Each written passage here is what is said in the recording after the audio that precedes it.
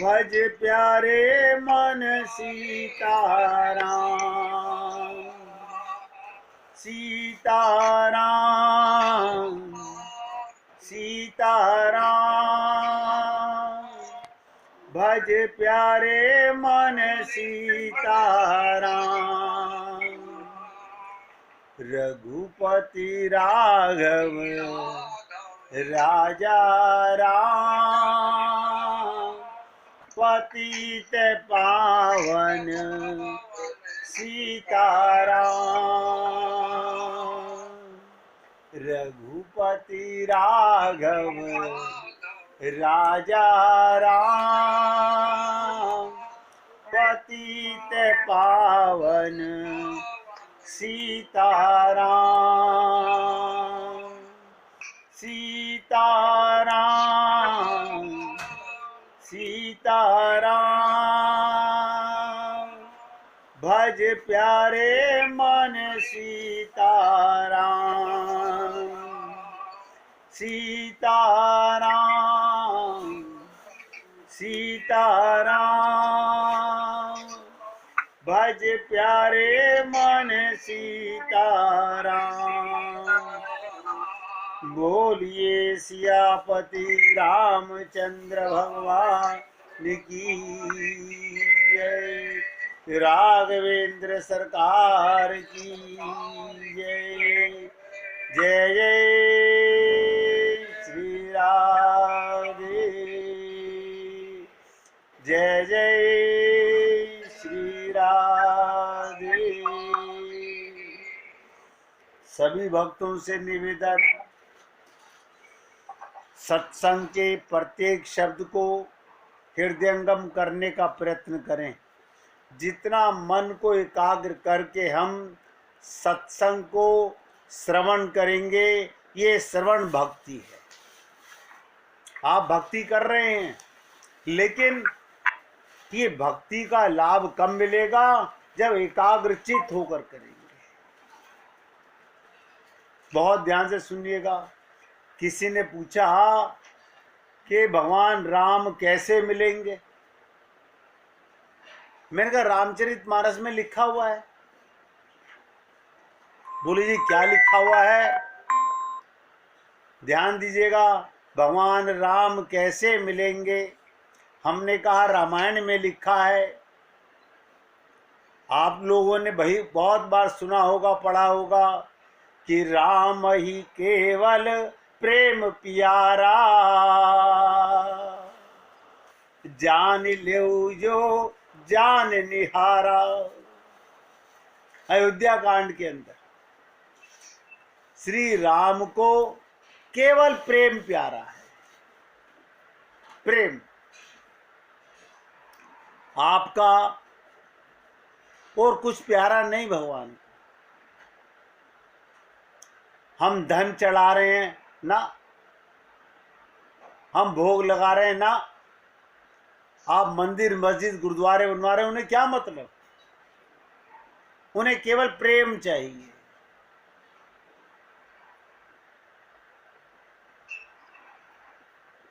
राम को केवल प्रेम प्यारा है। जो जानने वाला हो, नोट करो, जानना चाहता हो वो जान ले। यही तो कहा तुलसीदास जी ने, जान लेऊ। जो जानने वाला हो वो जान ले। जान लेऊ जो जान निहारा। आप और हम लोग सुनते तो हैं, जान के मानते नहीं। राम प्रेम से सहज मिल जाते हैं। भगवान को पाने के लिए कोई प्रयत्न नहीं करना, प्रेम करना है। ऐसा कोई संसार में है जिसे प्रेम करना ना आता हो? सबको आता है, सबको आता है प्रेम करना। अब प्रेम माने होता क्या है? आप कहेंगे कि जो संसार में प्रेम करते हैं ये स्वार्थ का प्रेम है, ध्यान दीजिएगा, संसार का प्रेम स्वार्थ का प्रेम है। कहीं ना कहीं हमारे मन में कोई स्वार्थ भरा हुआ है। लेकिन प्रेम क्या होता है? प्रेम माने देव, अपना सुख नहीं चाहना, दूसरे का सुख चाहना, ये प्रेम है। गोपियां भगवान को प्रेम देती हैं और भगवान उनके पीछे पीछे घूमते हैं। आप और हम लोग सोचते हैं जैसा संसार में प्रेम, प्रेम नाम तो सही है, हमने क्योंकि संसार में स्वार्थ का प्रेम किया, वही भगवान से भी स्वार्थ कर रहे हैं, वही स्वार्थ का प्रेम कर रहे हैं। क्यों? संसार में कुछ पाने की इच्छा होती है। अगर किसी को कुछ ना मिल रहा हो तो कौन किससे प्रेम करता है?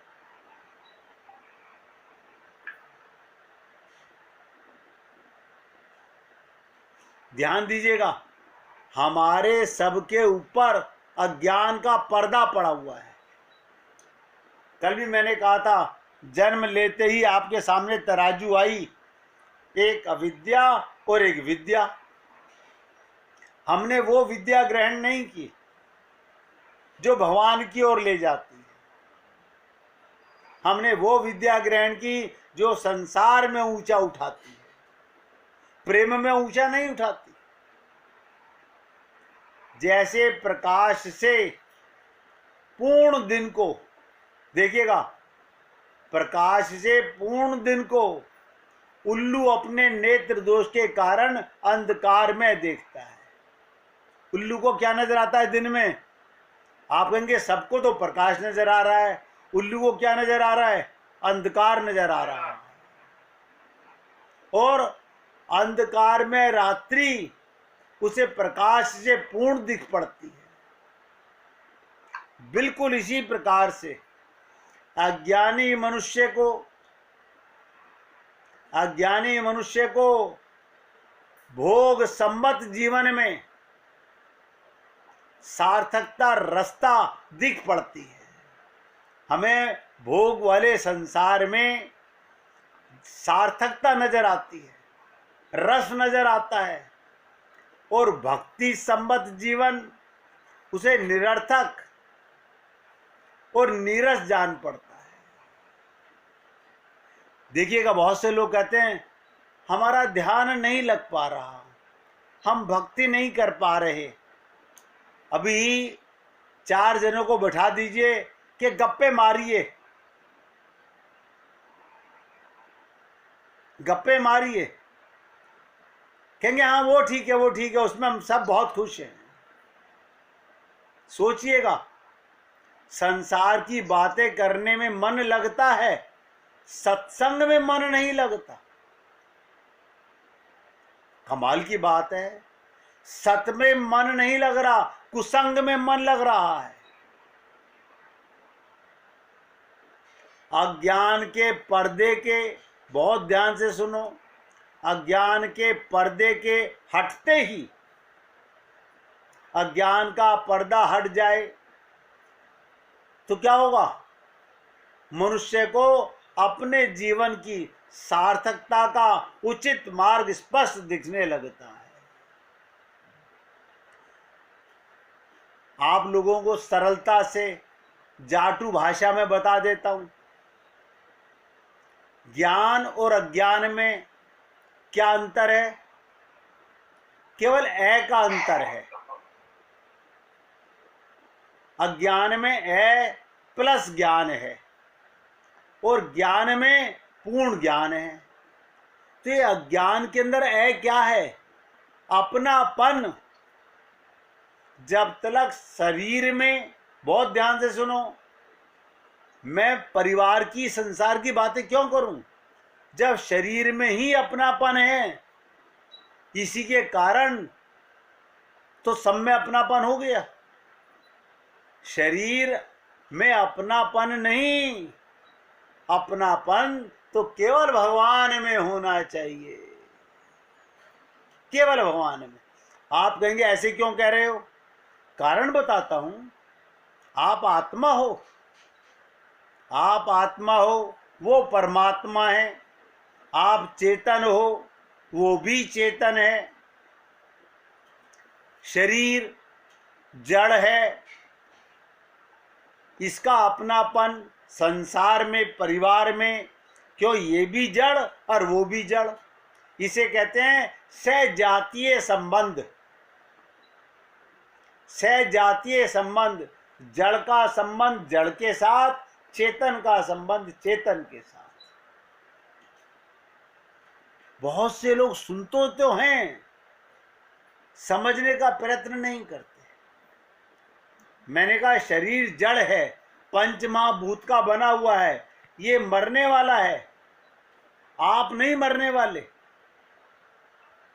एक तो ये भ्रम मिटा दीजिए कि मैं कभी मरूंगा ना, कभी नहीं मरेंगे आप।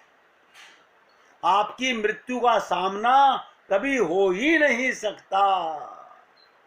श्रीमद् भागवत महापुराण का सुखदेव परमहंस द्वारा परीक्षित को यही ज्ञान देना था 7 दिन में।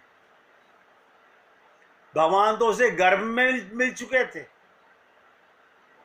जब उसके गले में, देखिएगा, श्रृंग मुनि के गले में जब परीक्षित ने मरा हुआ सांप डाल दिया और उसे श्राप मिला, तो उसको क्या लगा? मेरी 7 दिन में मृत्यु हो जाएगी। ये अज्ञान है। गुरु ने आके क्या करा? भागवत सुनाई और 7 दिन में अज्ञान मार दिया। बस कभी मत कहिएगा कि आप मरेंगे।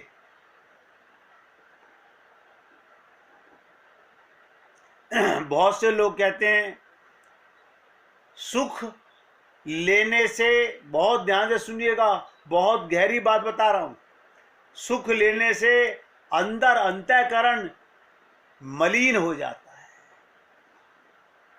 हम संसार से सुख ले रहे हैं तो क्या हो रहा है? अंतःकरण गंदा हो रहा है, और सुख देने से अंतःकरण शुद्ध हो जाता है।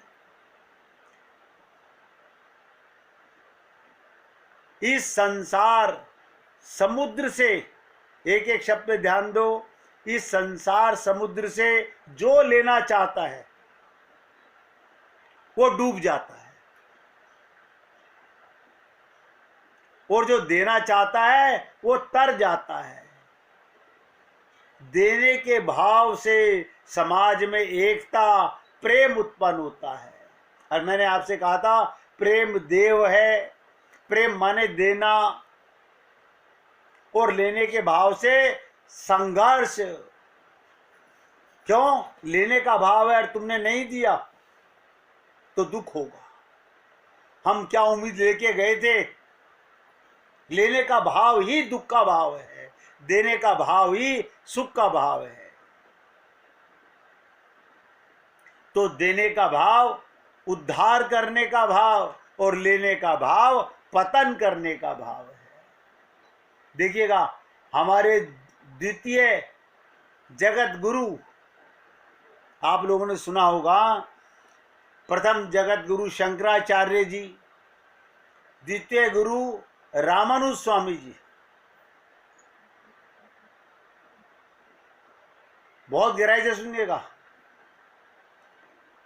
आप और हम लोग सुनते तो हैं, लेकिन सुनने पर अमल नहीं कर पा रहे हैं। रामानुज स्वामी जी के गुरु, रामानुज स्वामी जी के गुरु यमुनाचार्य जी क्या कह रहे हैं? जो जीव शरणागत नहीं होता, जो अपने को देह मानता है, देखिए कितनी विचित्र बात है, जो अपने को देह मानता है, यहीं से विचित्रता सामने आ जाती है। जो अपने को देह मानता है वो देह का सुख चाहता है। जो अपने को आत्मा मानता है वो परमात्मा का सुख चाहता है। देह मानने के कारण से ही, केवल देह मानने के कारण से ही ये जीव अनंत जन्मों से संसार में ऐसे ही भटक रहा है। और यमुनाचार्य जी कहते हैं, जो जीव संसार से सुख चाहेगा वो थोड़ा सा भी दुख आने पर, एक तरफ तो हम कहते हैं होगा वही जो राम रचि राखा, एक तरफ तो हम कहते हैं होगा वही जो राम रचि राखा, भगवान ने जो लिख दिया वो होके रहेगा। और दूसरी तरफ हम लोग जरा सा दुख खाए तो किधर भागते हैं? ध्यान से सुनो, ब्राह्मणों के पास, पंडितों के पास, और पंडित जी हमें क्या बताते हैं?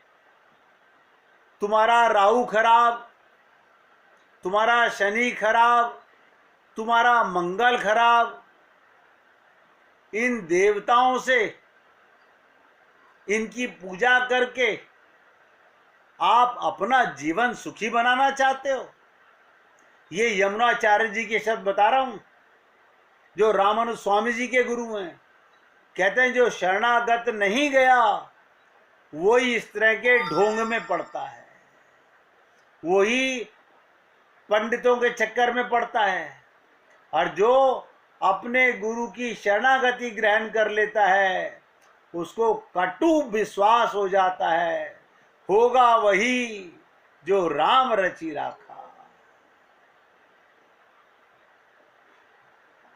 अन्यथा हम लोग अनंत जन्मों से यही पाप भोग रहे हैं, इन्हीं चक्करों में हम लोग भटक रहे हैं संसार में, और ऐसा महसूस कर रहे हैं जैसे हमने कितना बड़ा काम कर लिया हो।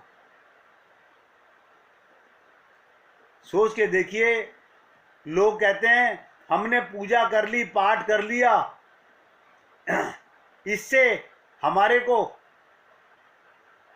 तसल्ली मिल गई। ये देवताओं की पूजा करने से कभी किसी को भगवान नहीं मिले।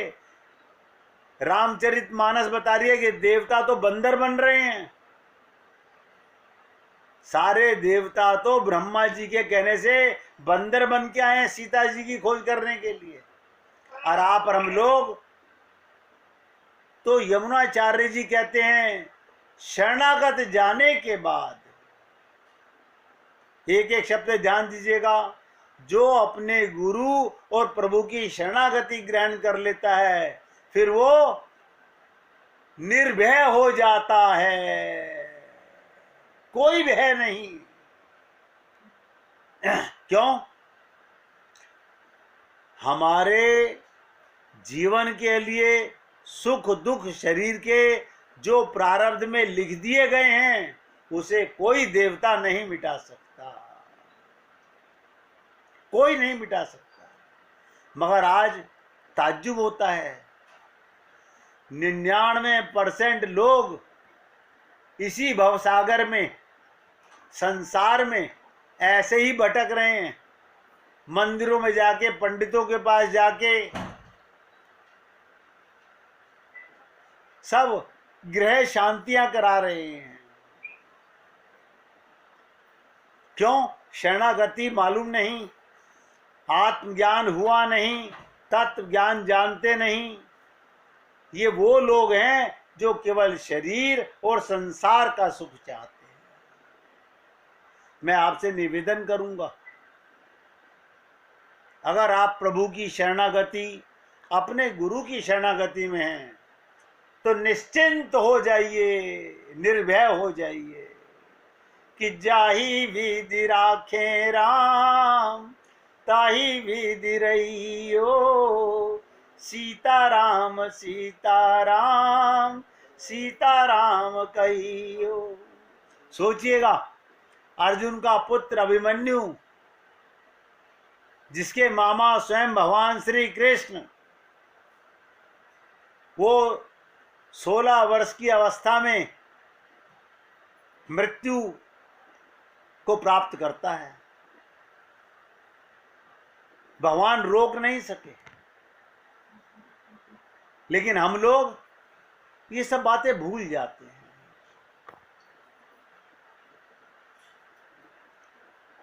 याद रखो, जब तक मनुष्य अपनी अलग किसी प्रकार के सुख की, अलग प्रकार के सुख की स्थिति की कल्पना के करके उसको चाहता रहता है, अलग प्रकार की, तब तक वो भगवान के अनन्य दास भक्त नहीं बन सकता। भक्तराज हनुमान जी की भांति अपने को भूल जाने पर भगवान कब मिलेंगे? जब तुम नहीं रहोगे। क्या मतलब? हमारे मरने के बाद? मरोगे तो आप हो ही नहीं कभी भी। मैं तो आपको बोल रहा हूं, आप कभी मरोगे ही नहीं। तो फिर क्या करें? भगवान कब मिलेंगे? जिस दिन तुमने अपनी मैं को मिटा दिया।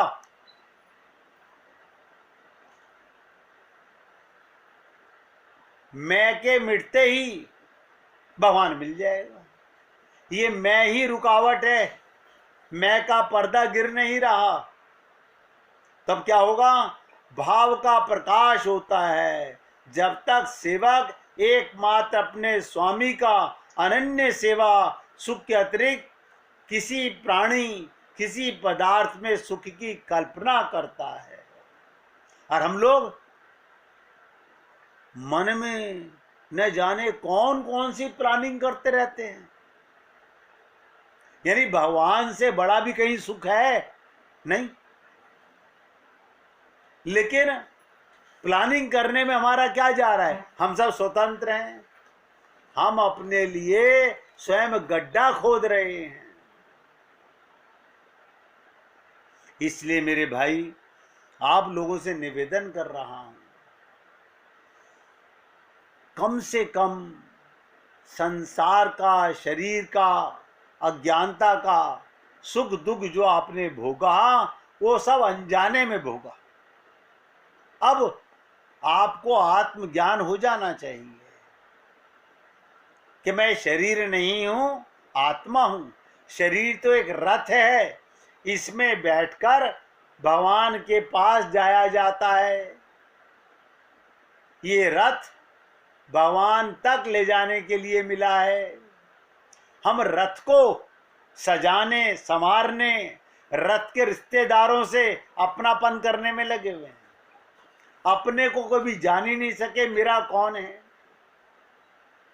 कल हम आपसे निवेदन कर रहे थे कि रामचरितमानस 2 प्रकार के चित्रण हमारे सामने ला रहा है। एक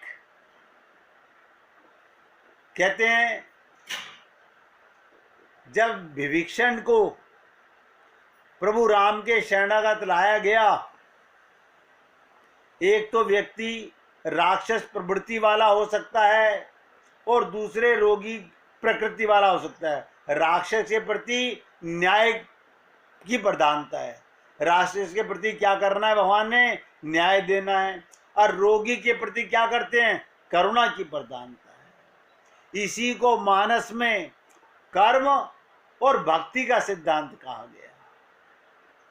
अब ध्यान से सुनिएगा, 2 स्त्रियों की बातें रामचरितमानस में। जैसे आपके सामने 2 पात्र रामचरितमानस में आए, एक ताड़का और दूसरी है अहिल्या। ताड़का और अहिल्या दोनों पात्रों में एक एक कमी थी। बहुत ध्यान से सुनिएगा, दोनों पात्रों में एक एक कमी थी। एक में भारी क्रोध था और दूसरे में काम। अहिल्या में भी दोष था, ये मत समझिएगा, अहिल्या में भी दोष था। विश्वामित्र मुनि के द्वारा एक का परिचय राम से क्या कराया गया? राक्षसी के रूप में दिया गया। ताड़का कौन है? राक्षसी है। और दूसरे का शिला के रूप में दिया गया।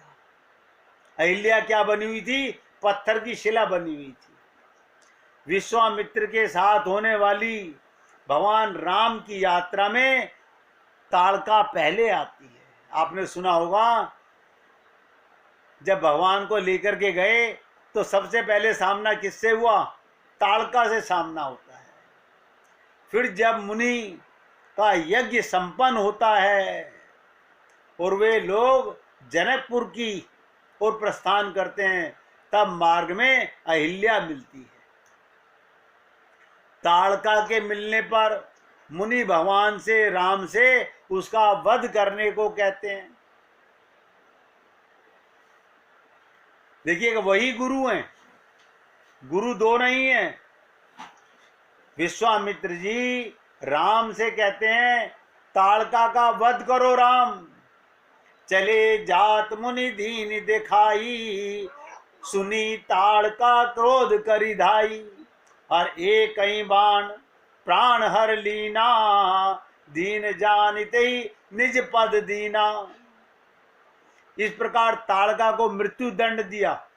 वो राक्षसी थी और दूसरी को देखो, दूसरों को खाती थी। ये ताड़का क्या करती थी? दूसरों को खाती थी। इसलिए भगवान राम ने कर्म सिद्धांत के अनुसार उसे दंडित किया। कर्म माने होता है सेवा। दूसरे को दुख देना कर्म नहीं होता। दूसरे को सुख देना होना चाहिए कर्म। लेकिन ये कर्म करती थी, दूसरों को खाती थी। भगवान ने इसे मृत्यु दंड दिया। मुझे विश्वास है मूल सूत्र आपके ध्यान में आ गया होगा। क्या? यहाँ पर श्री राम मुनि के यज्ञ की रक्षा करने के लिए जा रहे थे। भगवान, यज्ञ की भूमिका कर्म प्रधान होती है। देखिएगा, यज्ञ की भूमिका कर्म प्रधान होती है। अतएव यहाँ पर कर्म सिद्धांत का पालन कर राक्षसों के लिए उचित दंड का प्रहार, विनाश और न्यास का विधान करते हैं। समाज में आपने देखा होगा, मजिस्ट्रेट के सामने अगर कोई अपराधी जाता है और अपराध साबित हो जाए तो दंड दिया जाता है। अपराधी नहीं साबित हुआ तो उसे क्षमा दी जाती है।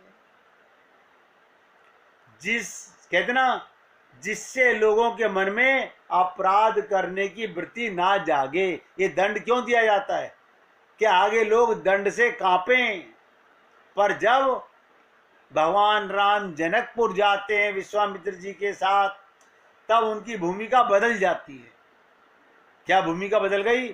जनकपुर भगवती सीता का साक्षात भक्ति का नगर है, प्रेम का नगर है। और मार्ग में एक जन शून्य आश्रम दिखाई देता है।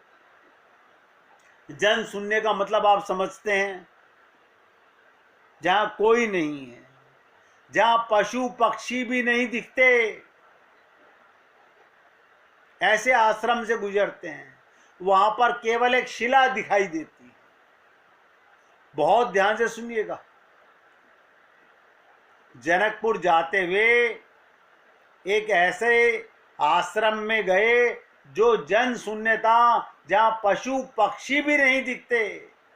वहां एक शिला दिखाई देती है जिसकी आकृति तो नारी की है, पर उसमें कोई चेतनता नहीं प्रतीत हो रही। पत्थर की शिला। ताड़का अत्यंत क्रोधी थी और अहिल्या के चरित्र में काम था। वैसे तो काम और क्रोध दोनों को प्रबल दोष बताया गया है,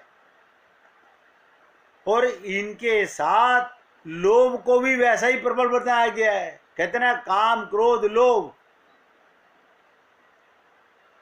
तो तुलसीदास जी ने तो यहां तक लिख दिया कि तात तीन यति प्रबल खल। ये तीनों बहुत